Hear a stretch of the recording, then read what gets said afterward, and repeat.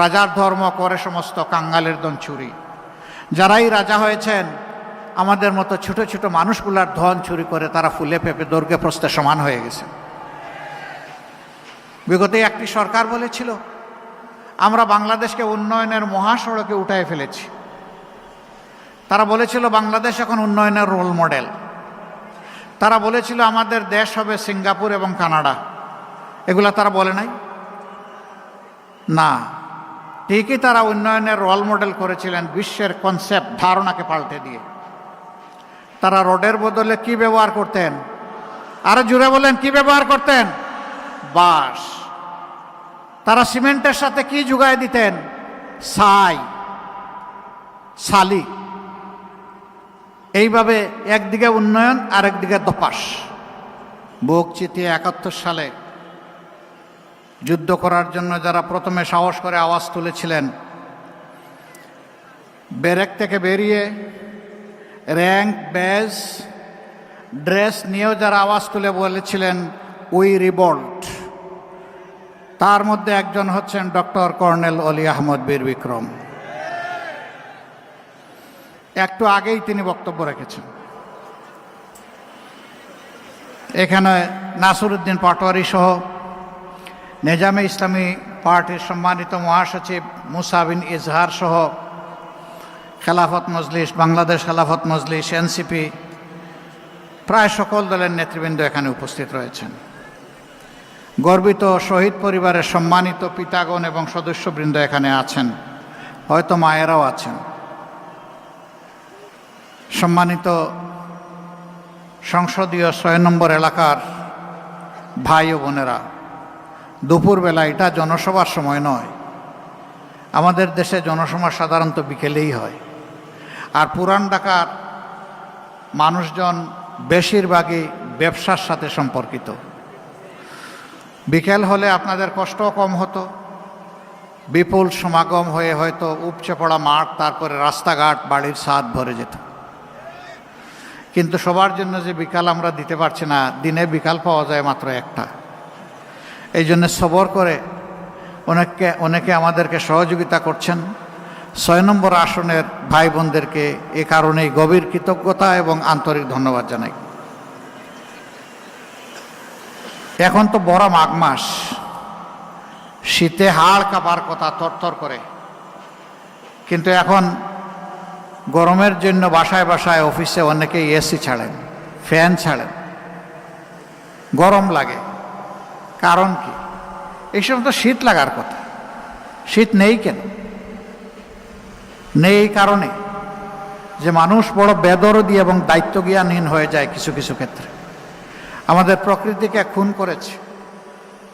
এখন আল্লাহর সৃষ্ট স্বাভাবিক ব্যবস্থাপনা তার বিরুদ্ধে বিদ্রোহ করেছে।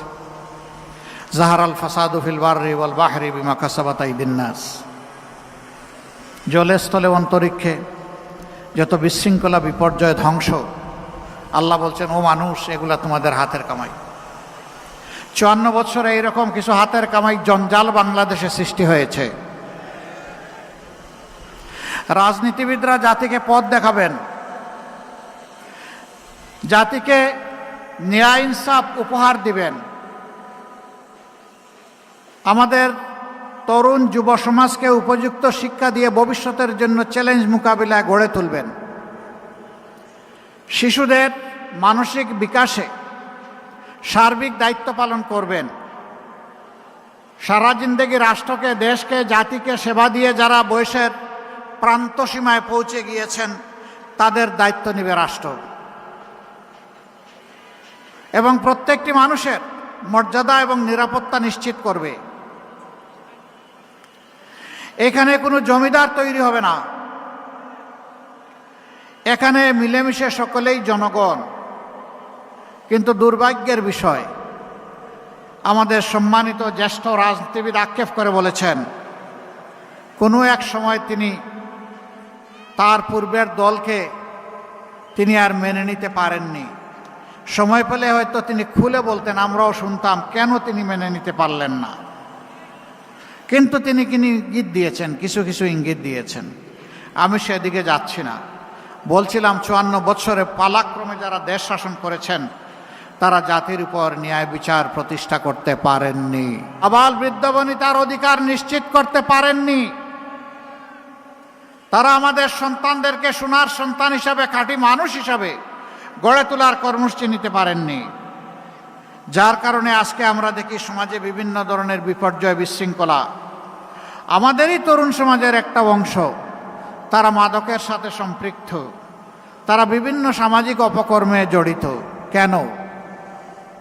এর মূল কারণ হচ্ছে রাষ্ট্র ব্যর্থ হয়েছে তাদেরকে গড়ে তুলতে, তাদেরকে সুশিক্ষা দিতে।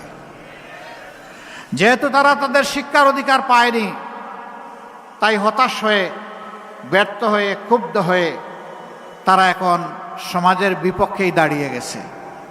কোথাও তারা চাঁদাবাজি করে, কোথাও ছিনতাই করে, আবার অনেকে আছে ভালো কাজও করে। যারা ভালো শিক্ষা একটু পেয়েছে তারা ভালো কাজ করে, আর যারা পায়নি, বঞ্চিত হয়েছে, তারা সামাজিক বিভিন্ন ধরনের অপকর্মে জড়িয়ে পড়েছে। এদের জন্য আমাদের বড় দরদ লাগে, মায়া লাগে, কষ্ট হয়। এরা তো মানুষের সন্তান, এরা তো এদেশের নাগরিক।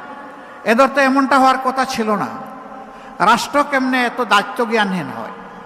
সরকার কেমনে এত দায়িত্ব জ্ঞানহীন হয়? কেন একটা মানব সন্তান জন্ম নেওয়ার পরে সে শৈশবে উপযুক্ত চিকিৎসা এবং শিক্ষা পাবে না? এ ব্যর্থতা কার?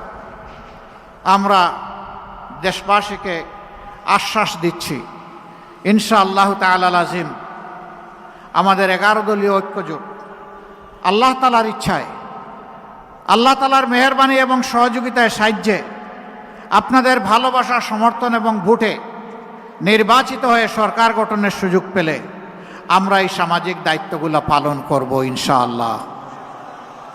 সারা বাংলাদেশকে দল ধর্মের ঊর্ধ্বে উঠে ফুলের বাগান হিসাবে আমরা সাজানোর চেষ্টা করব ইনশাআল্লাহ। মানুষে মানুষে আর কোনো বিভক্তি, ভেদাভেদ আমরা আর দেখতে চাই না। আমরা দেখতে চাই আমরা সকলে মিলে আমাদের পরিচয়, আমরাই বাংলাদেশ। আমরা সেইভাবেই আমাদেরকে দেখতে চাই। কেউ যদি আমাকে জিজ্ঞেস করে তুমি কে, আমার জবাব হবে আমি একজন বাংলাদেশ। আপনাদেরকে প্রশ্ন করে আপনি কে, আপনি বলবেন আমার পরিচয় আমি একটা বাংলাদেশ। এই বাংলাদেশ একটা সামগ্রিকতার বাংলাদেশ, যেখানে ন্যায় ইনসাফ থাকবে, যেখানে মানুষে মানুষে ভেদাভেদ থাকবে না, যেখানে সুশিক্ষার প্রসার ঘটানো হবে, যেখানে সামাজিক নিরাপত্তা নিশ্চিত হবে, যেখানে মানুষ কর্মের অধিকার পাবে, যেখানকার মানুষ ইজ্জতের সাথে মাথা উঁচু করে বিশ্ব দরবারে দাঁড়াবে। আর বলবে না অমুক দেশ আমার বড় দাদা, অমুকটা আমার পিসির দেশ, অমুকটা আমার মাসির দেশ, বরঞ্চ জোর করে বলবে এটা আমার বাংলাদেশ। ভাই ও বোনেরা, 47 সালে আমরা প্রথমে স্বাধীনতার মুখ দেখেছিলাম না। এ অঙ্গীকার যারা আমাদেরকে দিয়েছিলেন লড়কে লেঙ্গে পাকিস্তানের স্লোগান দিয়ে, তারা তাদের দায়িত্ব সঠিকভাবে পালন করেন নাই। অনিবার্য হয়েছিল 71-এর মুক্তিযুদ্ধ। সেই মুক্তিযুদ্ধে বুক চিতিয়ে জীবন বাজি রেখে যারা লড়াই করেছিলেন, সামাজিক ন্যায় বিচার পাবো, সাম্য পাবো, এবং সেখানে সকল মানুষ আমরা মিলেমিশে উন্নয়নের অগ্রপথিক হয়ে রাস্তায় রাজপথে চলব। হয় নাই, পূরণ হয় নাই। রাজার ধর্ম করে সমস্ত কাঙ্গালের দন চুরি। যারাই রাজা হয়েছেন আমাদের মতো ছোট ছোট মানুষগুলার ধন চুরি করে তারা ফুলে পেঁপে দৈর্ঘ্যে প্রস্থে সমান হয়ে গেছে। বিগত একটি সরকার বলেছিল আমরা বাংলাদেশকে উন্নয়নের মহাসড়কে উঠায় ফেলেছি। তারা বলেছিল বাংলাদেশ এখন উন্নয়নের রোল মডেল।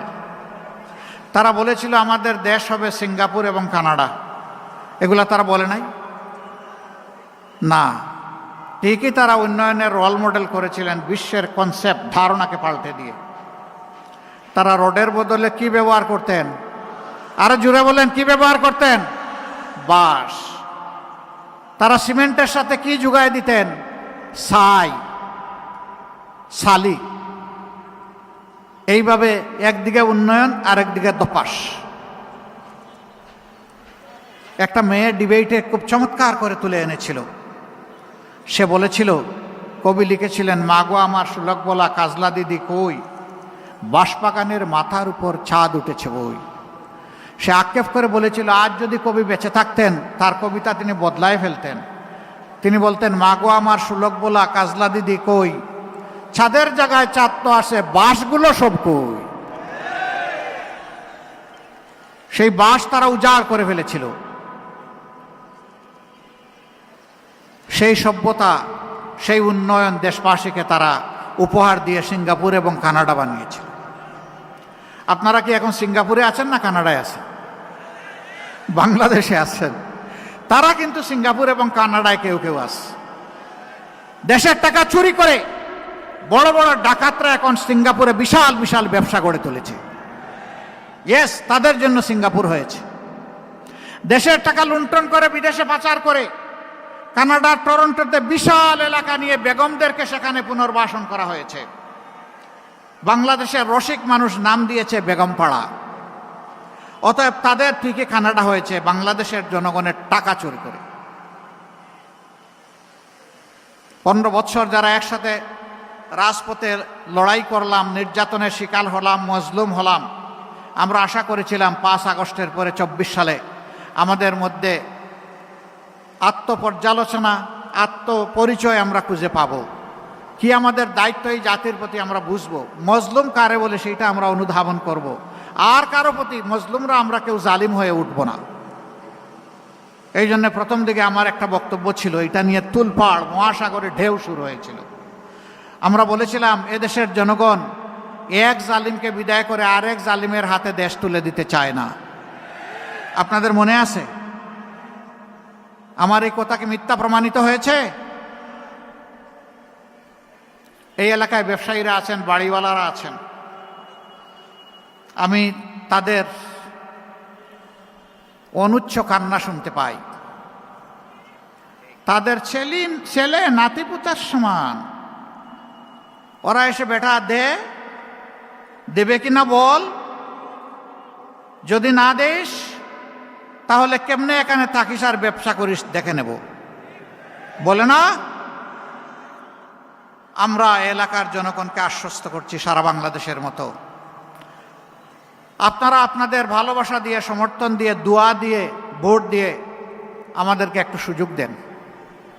মহান আল্লাহকে ভরসা করে আমরা ওয়াদা করেছি, চাঁদা আমরা নিব না, চাঁদা নিতে দেব না।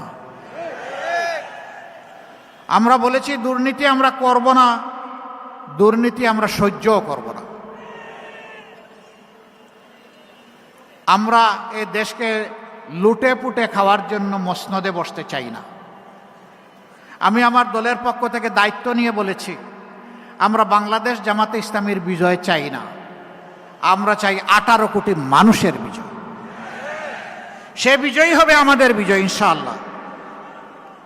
সম্মানিত ভাইরা, এই বিজয়টা আনতে হলে আগামীতে 2টি ভোট আমাদের জন্য অপেক্ষা করছে একই দিনে, 12 ফেব্রুয়ারি। এখন থেকে মাত্র 15 দিন 16 দিন সময় আমাদের হাতে।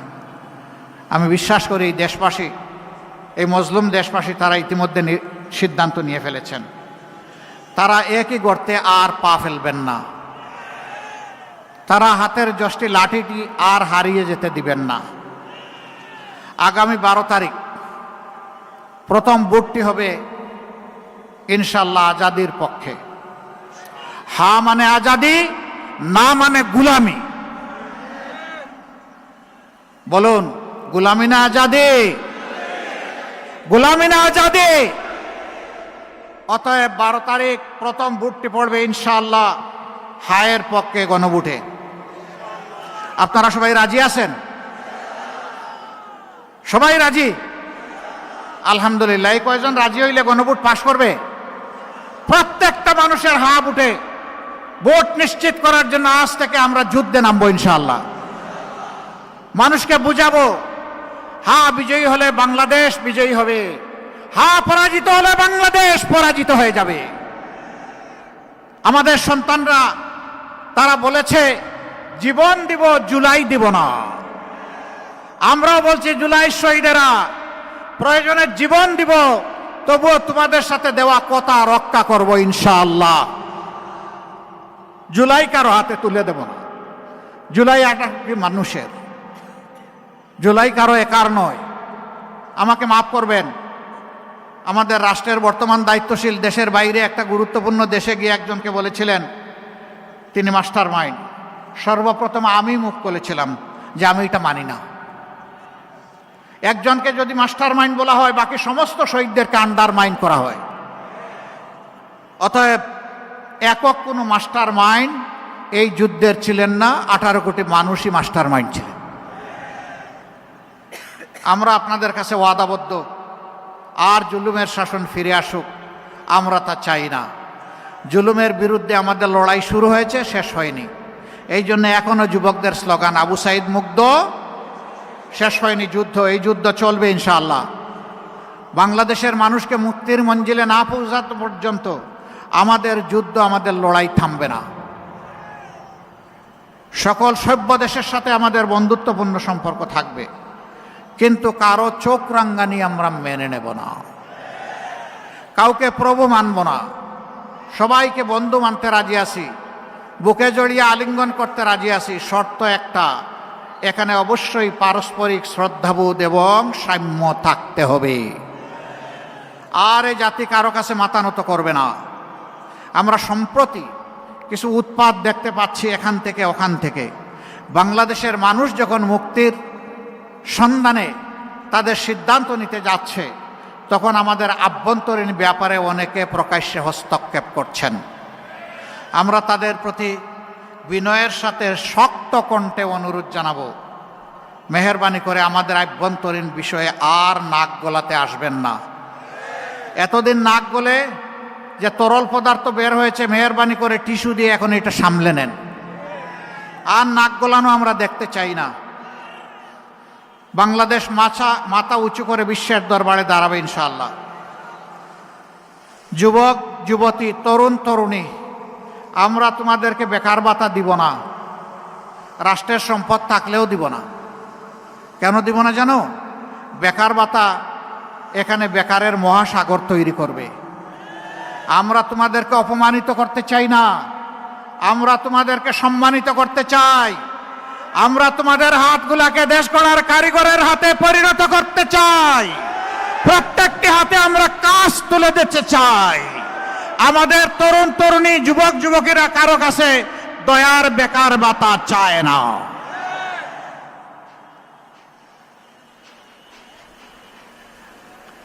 এই দক্ষ যুবক যুবতীরা বাংলাদেশকেও গড়বে, বিশ্বকেও গড়বে ইনশাআল্লাহ। আমরা সেই বাংলাদেশটা চাই।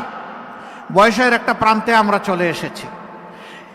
আমাদের জ্যেষ্ঠ পলিটিশিয়ান, তিনি তো অনেক বয়স, তাকে অবশ্য তা মনে হয় না, দেখতে 35-এর মতো লাগে। আলহামদুলিল্লাহ, আল্লাহ তাআলা তাকে এভারগ্রিন রেখেছেন, কিন্তু তিনি অনেক বয়স্ক মানুষ। আমাদের এখন চলে যাওয়ার হিসাব নিকাশ আমরা কার কাছে রেখে যাব? এই বাংলাদেশটা আমরা যুব সমাজের হাতে রেখে যেতে চাই।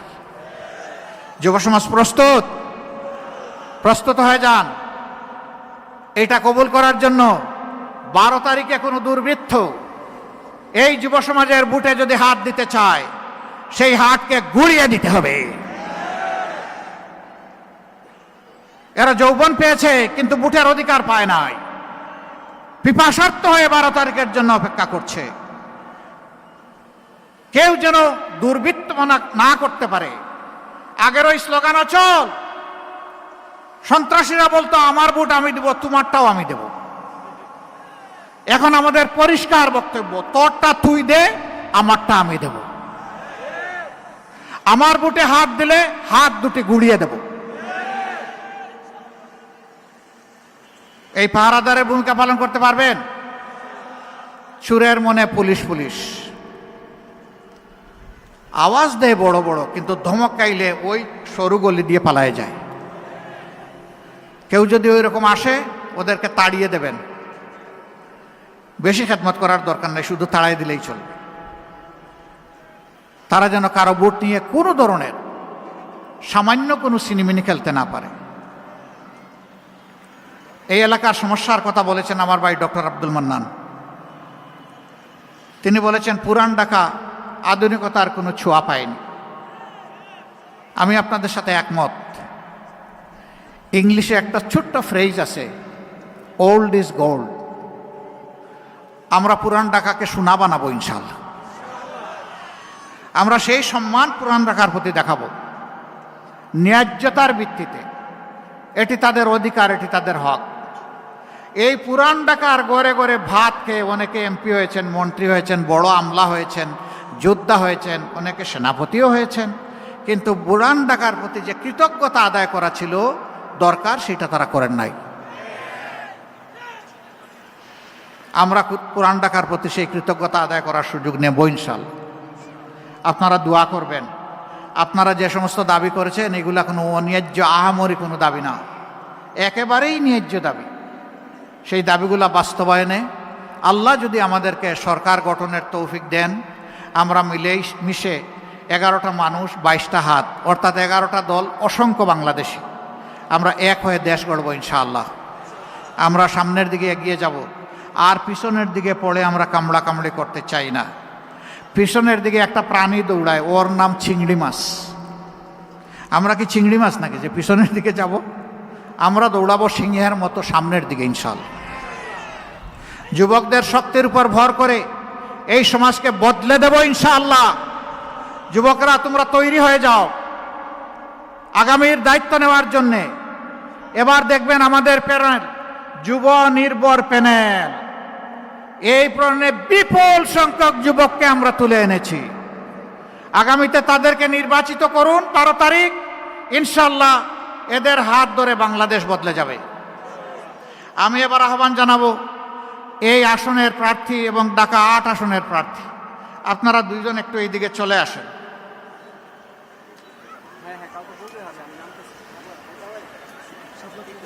আপনার যেটা জিনিস এটাই তো বুঝবেন। বিসমিল্লাহ।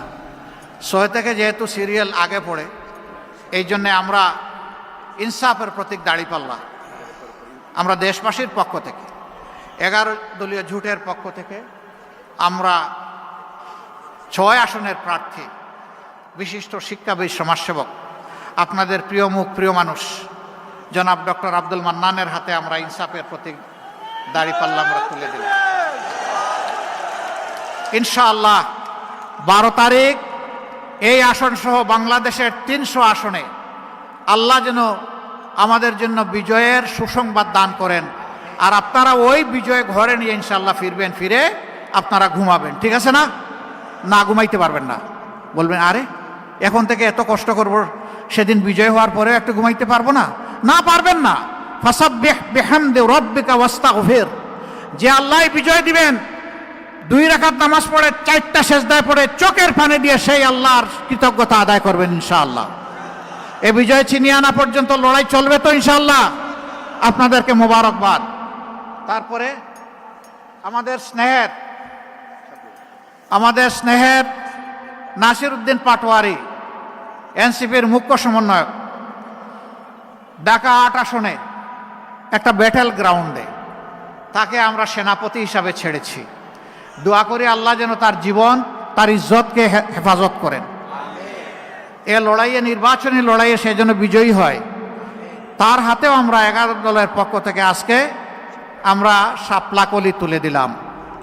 এই শাপলাকলি, ওখানে পাল্লা, ওখানে ছাতা, ওখানে দেয়ালগড়ি, ওখানে রিক্সা, ওখানে আর যত প্রতীক আছে আমাদের 11 দলের সকল প্রতীকের, নিজামে ইসলাম পার্টির বই, কিতাব যা আছে সবগুলাই শাপলাকলিতে আছে, সবগুলাই পাল্লাতে আছে। যে যেখানে আছেন আমরা তার জন্য জান প্রাণ দিয়ে কাজ করে বিজয় ছিনিয়ে আনবো ইনশাআল্লাহ। সবাই ভালো থাকবেন। সবাইকে অসংখ্য ধন্যবাদ, আপনাদের প্রতি গভীর কৃতজ্ঞতা। মা বোনদের জন্য একটা কথা বলেই শেষ করতে চাই, আমরা আপনাদের জন্য গর্বের বাংলাদেশ গড়ব ইনশাআল্লাহ। আপনারা তখন মাথা উঁচু করে বলবেন আমি একজন গর্বিত বাংলাদেশী। আমাদের জীবনের চাইতে মায়েদের ইজ্জতের মূল্য আমাদের কাছে বেশি। আমরা গৃহে, চলাচলে, কর্মস্থলে, সর্বত্র আমরা আমাদের মায়েদেরকে উচ্চকিত করব। আমি একটি আক্ষেপের কথা বলেই বিদায় নিচ্ছি। একটা দল শুনলাম ইদানিং বলছেন তাদের হাতে দেশ আসলে তারা নাকি দুর্নীতি নিয়ন্ত্রণ করবেন। যাদের সংসদ সদস্য 39 জন গুরুতর ঋণ খেলাপি, কায়দা করে তাদেরকে বানানো হয়েছে ক্যান্ডিডেট, তারা বাংলাদেশের মানুষকে দুর্নীতিমুক্ত করবেন। আল্লাহ হাফিজ। বাংলাদেশ জিন্দাবাদ। 11 দলীয় নির্বাচনী ঐক্য জিন্দাবাদ। আসসালামু আলাইকুম রহমতুল্লাহ।